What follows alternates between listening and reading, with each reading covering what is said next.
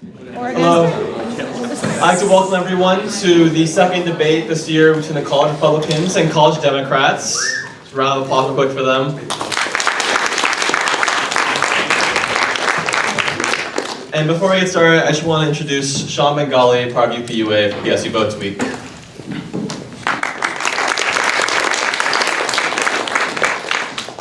Hey guys, how's everyone doing? Good. Awesome, they're enthusiastic. Not really, but it's okay. So this event, again, is part of PSU Votes Week, the voter registration and civic engagement week we've been having over the past week.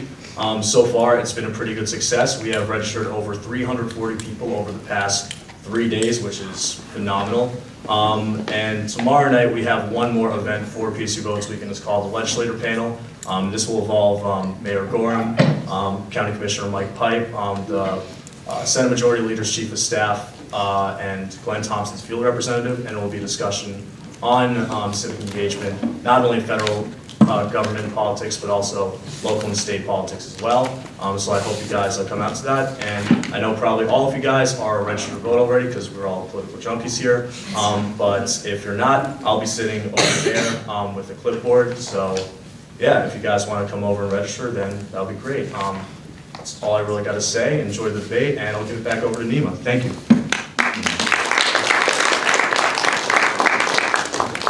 So, real quick, some announcements from the Penn State Speech and Debate team. We will be having a debate with the British National Debate Team on October 25th with the room to be announced. We'll be going against them with topics to be announced also. So stay tuned for that. And if you guys follow PSU Forensics, you have more updates for that. I'd like to also quickly thank the Department of Communication to Arts and Sciences for making all this happen and being able to fund us so we're not poor. Lastly, if you're interested in speech and debate or like the topics at all, we have meetings at 6 p.m. on Tuesdays in 171 Willard. And if you want to have your club involved with events with us in the future, you can contact me at debate.la.psu.edu or just search up PSU Debates. Other than that, without further ado, we'll be doing two topics today. The first topic will be the United States Congress should repeal the Affordable Care Act. The second topic will be the United States federal government should stop the trend of militarization in the South China Sea. The format will be 2 4-minute speeches to open up for either side, followed by a 2-minute questioning period. Then afterwards, 2 4-minute rebuttals, followed by another 2-minute questioning period, and then a 10-minute crowd questioning where you guys can tweet in questions using the hashtags #PSUDEM, DEM, to questions for the Democrats, and #PSUGOP for the questions for the Republicans. And we'll be saying those questions through a 10-minute period. Ask questions at any time through Twitter there, and we'll get your question asked. And then lastly, the 2 minutes to finish up for either side, and we'll do 2 debates like that. So, to introduce both sides, for the Republicans, we'll have Chris Conzo and Michael Straw. And for the college Democrats, we'll have Ricardo Rojas and Sophia Mills.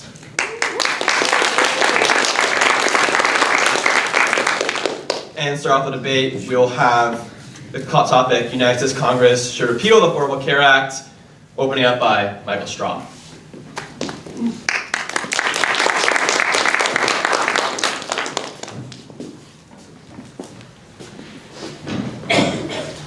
Hello everyone, and first of all I'd like to thank everyone for coming out for PSU Votes Week, and thank you to the Speech and Debate Society and for UPUA for helping host this event.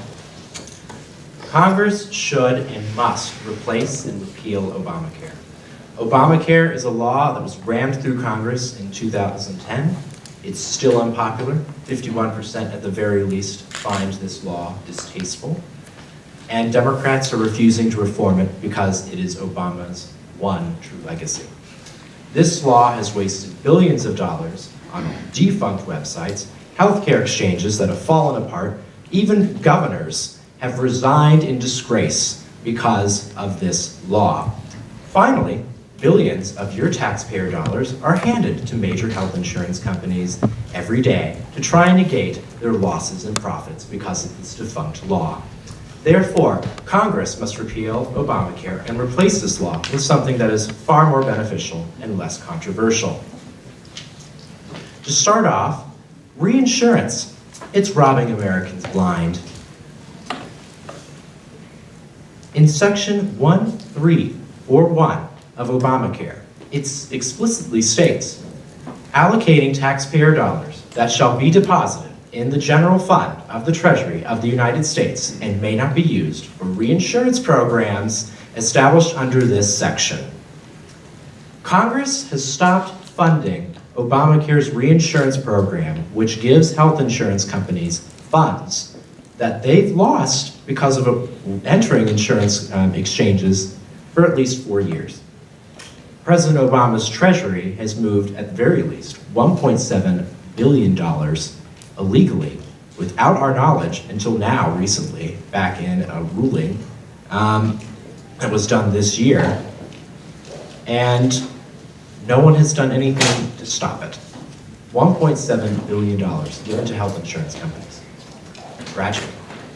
Congress should stop funding this. And I think it's funny that Democrats want to prop up health insurance companies. Before that, it was loan companies. Before that, car companies. Before that, banks.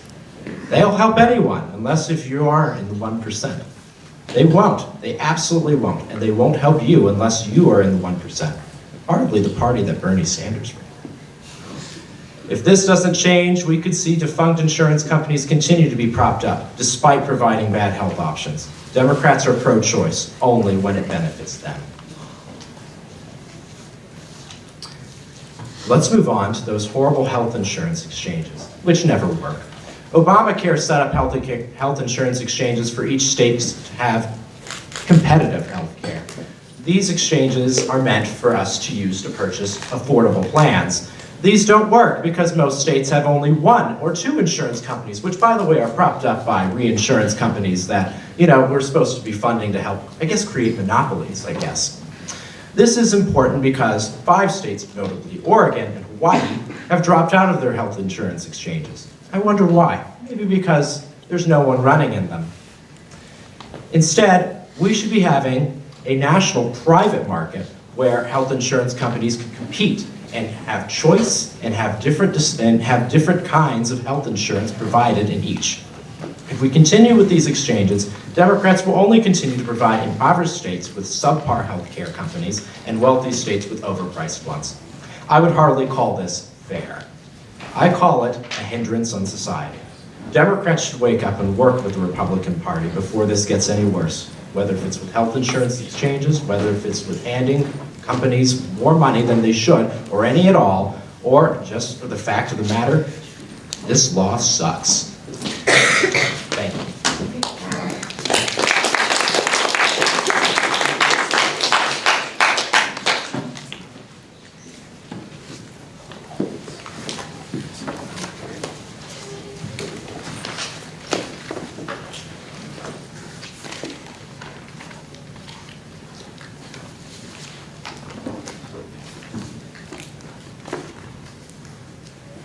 Okay, hi everyone. My name is Sophia Mills. I'll welcome you guys to the debate today. So I want to thank you guys all for coming and thank you for our opposing side for giving some very interesting points.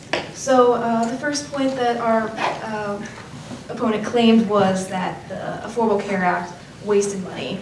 But what I don't realize is that having 20 million people insured is a waste of money. That seems like a lot more people that would be insured and have a lot more health care for the nation. They also discussed the idea of reinsurance is hypocritical. So reinsurance is also called stop-loss insurance. It protects companies from huge losses on high-cost customers. So the government is not bet on destroying the insurance industry, but making it work for the average citizen. And the government anticipated the additional losses by adding high-cost patients who are normally denied this insurance. Okay, so then they also claimed that the markets do not work for the Affordable Care Act. But the U.S. News and World Report article from August 17th reported that many companies were leaving the Affordable Care Act in exchanges in retaliation to the Department of Justice, so suing them wouldn't make any damages. Also, they claim that the markets don't work, but the Affordable Care Act did not make it so that people can buy insurance from other companies. So repealing the Affordable Care Act will not allow people to buy insurance across state lines. So our points will be that there are, like I said, more insured people. Because of Obamacare, there are now 20 million more people in this country that are under healthcare insurance. And also, the pre-existing conditions and people getting kicked off their insurance. So if people had a terminal illness or had cancer, they would get kicked off these plans or not be allowed to join new plans, and the Affordable Care Act helped with this. So also, we would like to point out that the Affordable Care Act is actually a Republican ideal. It was discussed in the late 90s, and it was actually a Republican bill introduced in the early 90s. So that is our points, and thank you guys so much.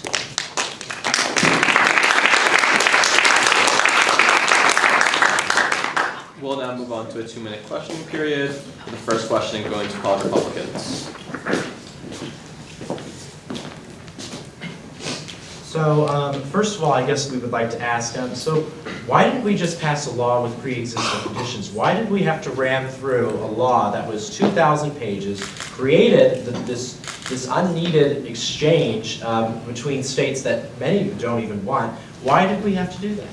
So I don't call a law which was passed with a majority in the House and the majority of the Senate, which were duly elected by the American people, to be ramming.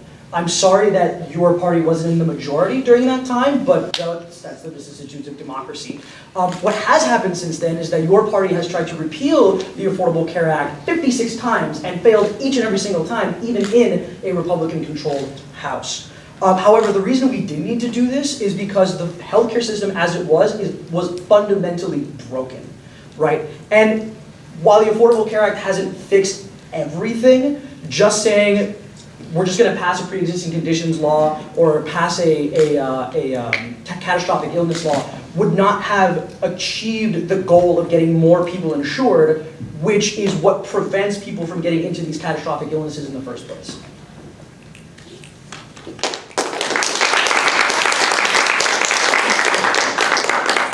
So my question is why has the Republican Party attempted to repeal this law 56 times when the idea of the individual mandate, the most important part of Obamacare, originated as an idea from the Heritage Foundation in 1989 and was proposed in Congress in 1993 by a Republican senator with 19 Republican co-sponsors? What's different now? I would say what's different about it is the fact that not a single Republican was asked to even work on this bill to start with. You claim that 60 Democrats and over 250 Democrats in the House is somehow, some bipartisan coalition, when in fact it is ramming, since no one was a part of it in the Republican Party. No one was asked to be a part of it.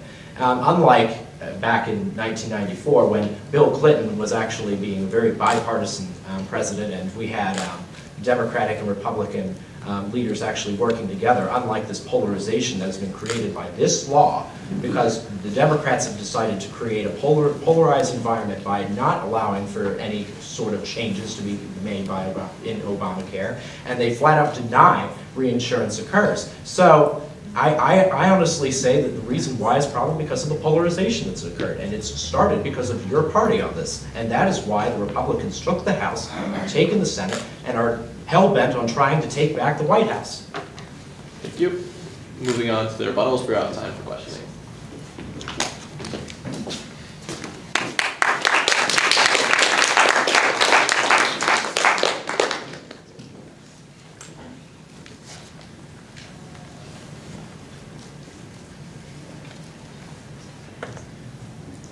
Would you like to introduce Ricardo to the stand for a formal rebuttal? It goes the opposite way? Oh, no, I'm sorry. Yeah, sorry about that. Yeah. I'm not crazy.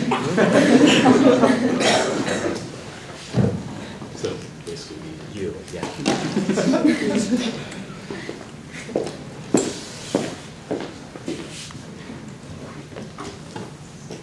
Okay.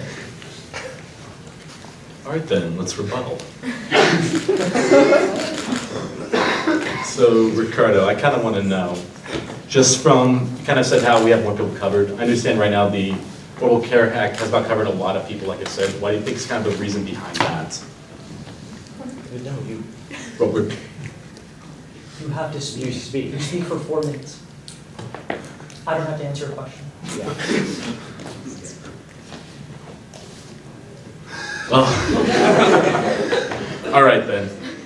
One thing I like to take in mind probably is the premiums that are coming out of the Affordable Care Act. We know one thing right now is that they keep rising and rising, and now we have more and more insurance companies who are essentially pulling out of these plans.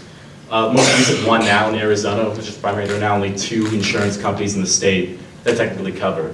I would kind of see this as a problem, especially even now for a young person like yourself, because majority of these plans even have insurance workers that they requires more of you guys in there to kind of pay for these older and sicklier people.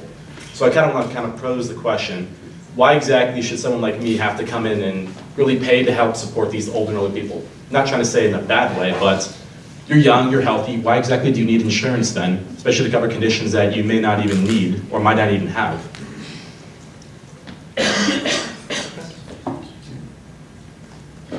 Right, I'm done. Oh, okay.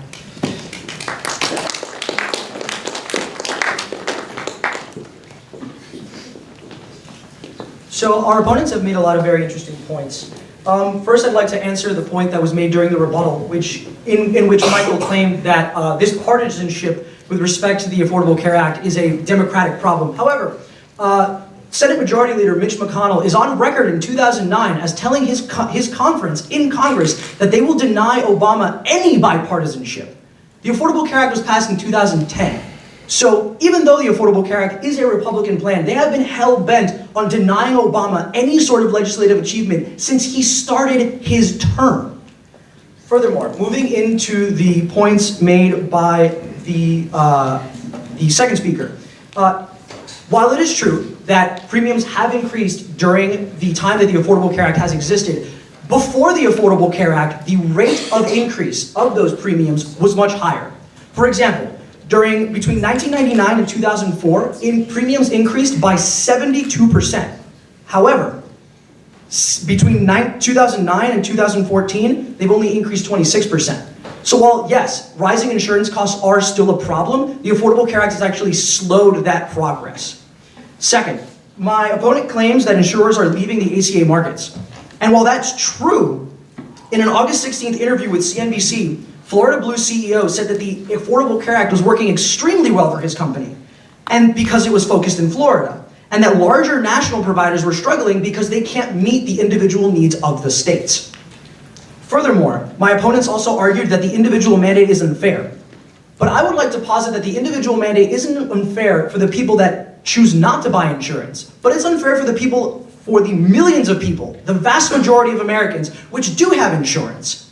As a matter of fact, this penalty is a tax meant to spread the cost and risk of those people who choose not to be insured onto those, and make those people personally responsible for that. Because guess what? When these people have heart attacks and choose not to have insurance and go to the hospital, people who are insured are the ones that foot the bill, whether they like it or not.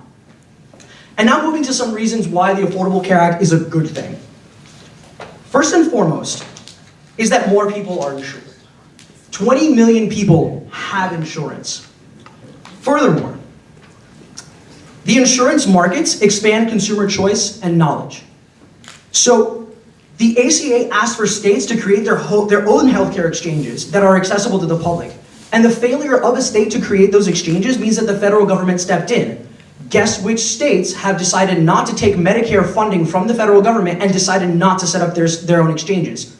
Republican states. Again, reinforcing my point that the Republican Party has been hell-bent on denying Obama any legislative victory through his entire time in office. But going back to the point of expanding consumer choice, being easily able to identify your options in the market increases the choices that consumers have and makes it easier for them to make informed choices. Furthermore, there is an argument that the ACA costs families and businesses money, but this isn't really true.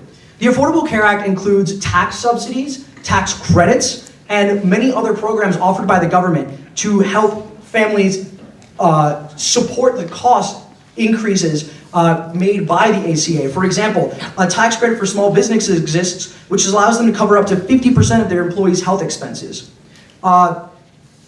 Medicare was expanded to make it so that poorer people have better access to health care, and insurance subsidies were given to those who didn't qualify for Medicare so that they would be able to buy their own plans.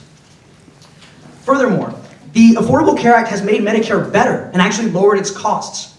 There's a provision in the ACA that's called the Accountable Care Organizations, which voluntarily asks providers to join in cost-saving and care-increasing programs, which have increased quality of care by 15% and dropped Medicare costs by $304 million. So for those reasons, we are happy to negate the resolution.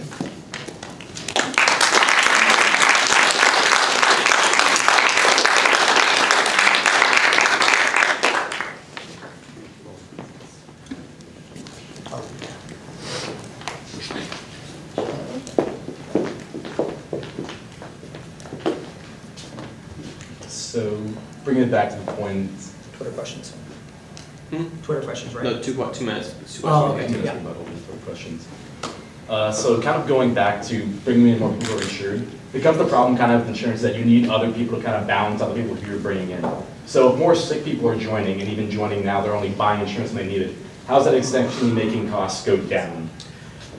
So the ACA has not solved the problem of increasing prices, but repealing it isn't going to stop them from continuing to increase. The fact that the government was prescient and foresaw the possibility that insurance companies would take massive losses because of the requirements of people being added on with pre-existing conditions and costly terminal illnesses means that reinsurance is a good thing. It means that local and even national healthcare providers are able to better saddle the costs and are able to stay in business longer.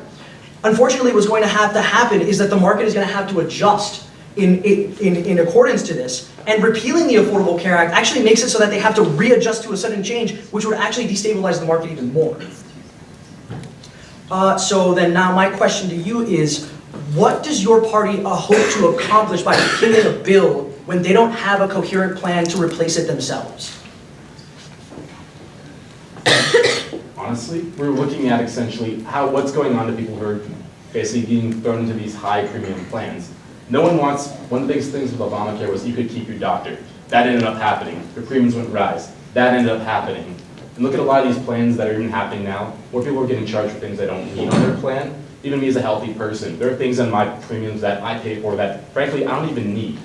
So why exactly should me, as an American, have to pay for those pre-existing conditions when more sick people are joining? This tends to be a plan that is only spread out to people who are desperately in need of it. What about those other people who don't have these conditions? Is it essentially fair that they have to pay for those pre-existing conditions? So they pay for it regardless. When these terminally ill and incredibly sick people show up to the hospital and demand tens of thousands to hundreds of thousands of dollars in healthcare that they are then given because that is the law and you cannot deny somebody emergency medical care, people who pay insurance already pay for it.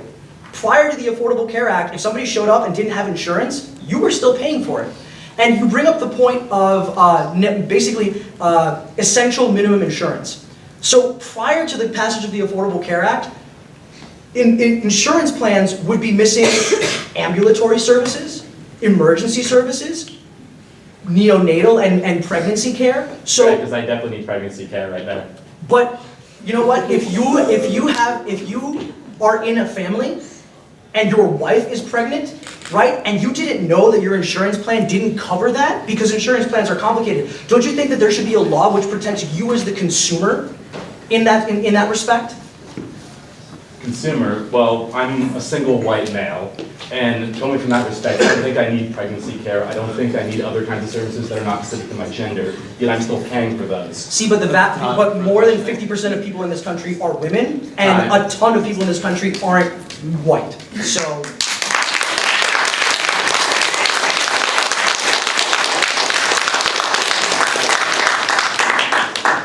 We'll be opening up questions to the floor. If you have any questions, just raise your hand. We'll run a mic to you.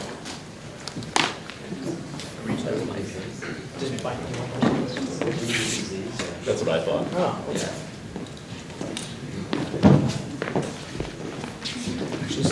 States that have not expanded Medicare are, mostly Republican states. I would say, why are these Republican states not taking money that would actually help them expand Medicare and help their citizens make sure that they're insured? We would get from, over 9% insurance to close to 100 if they did that. So why are they not doing That's an that? excellent question, and the reason why is because the problems with the Medicaid and the Medicare system that President Obama wishes to give. Certain states that take the Medicare funding are in fact are able to pay for this Medicare funding in the long run, because eventually this money gets incorporated into their budgets. The states of Mississippi, for instance, and Alabama, maybe Arizona, it all depends on the state.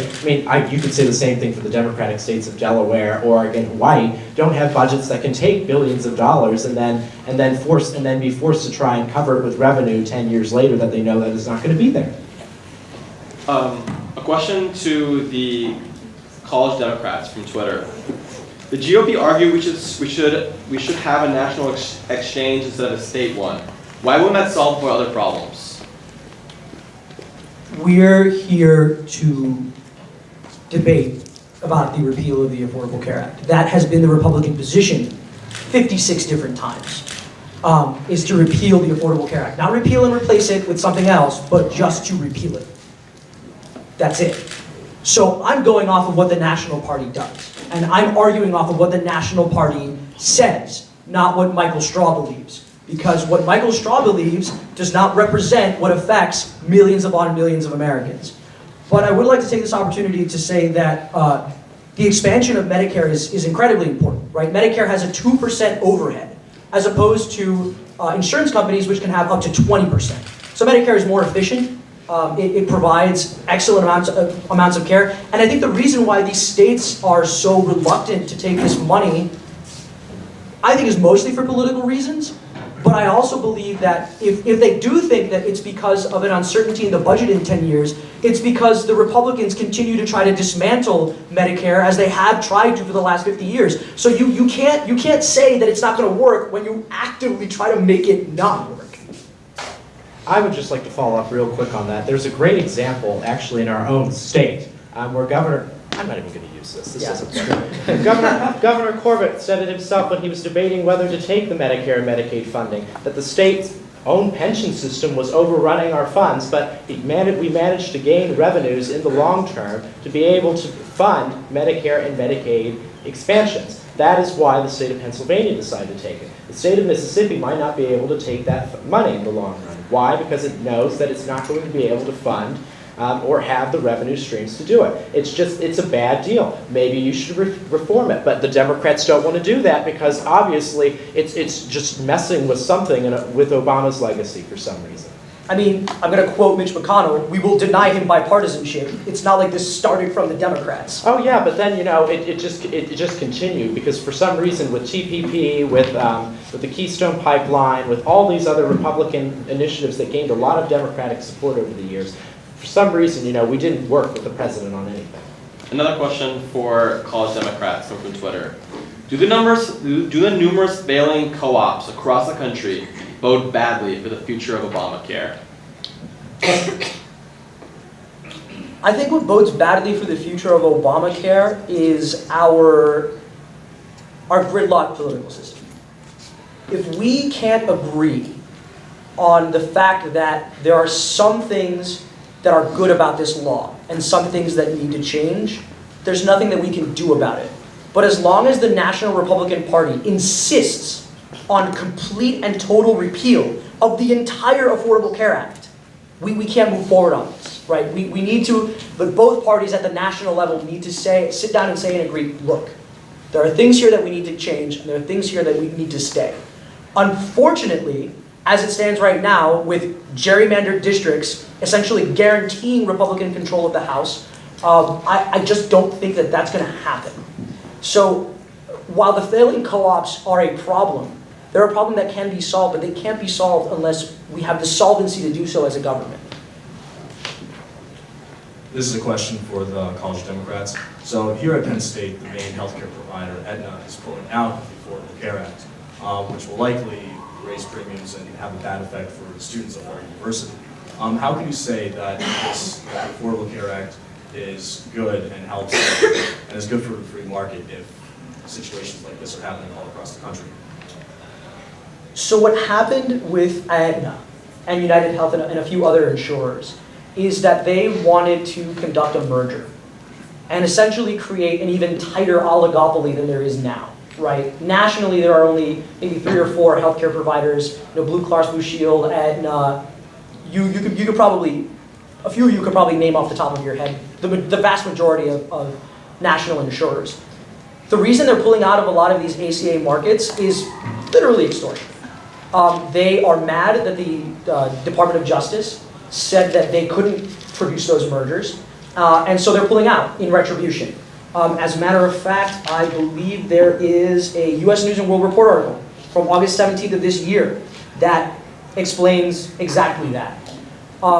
So what I think is a problem here is that nobody wants to come together to fight for the little guy, right?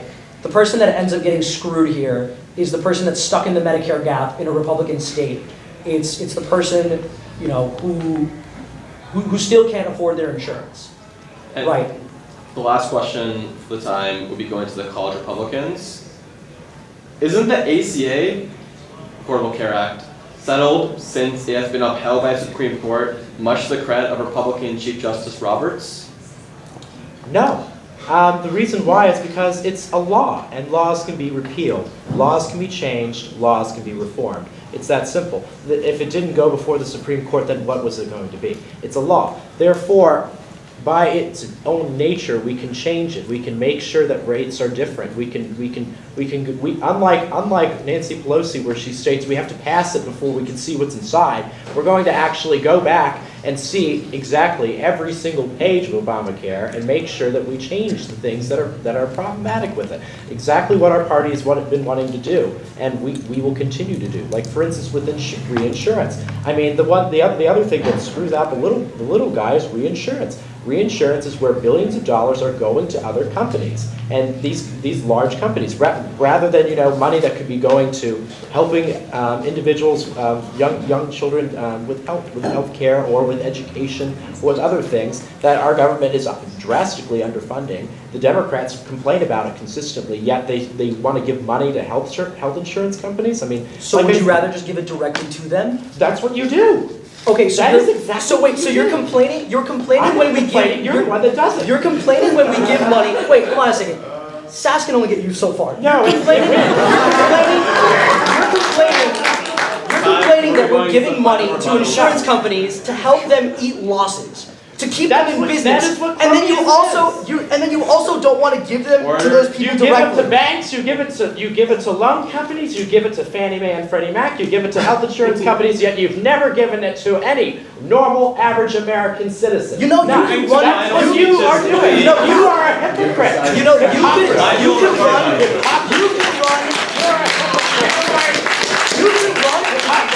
The way you want to give money to poor people, you can run for the Democratic Party's nomination for president. Right, but I'm a Republican. Maybe Hillary should join the Republicans since she's so big on defense.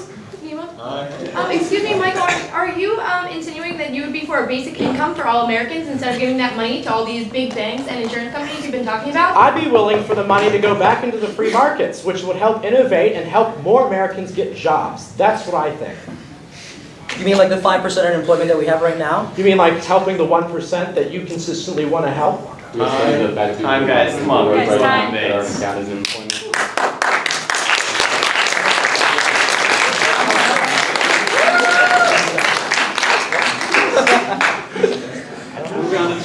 That's great. All right, are we ready?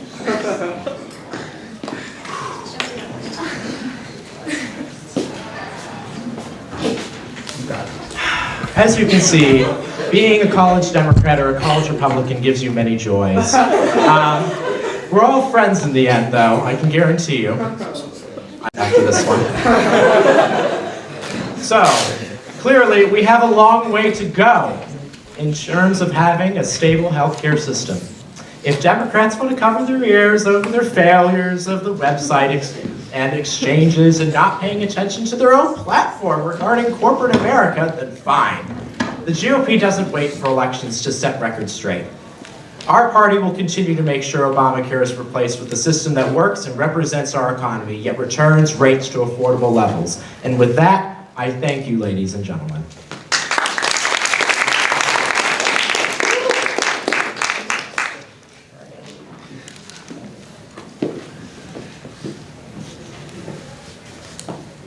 Okay, so the Republicans are still trying to claim that they have, this Affordable Care Act has wasted money.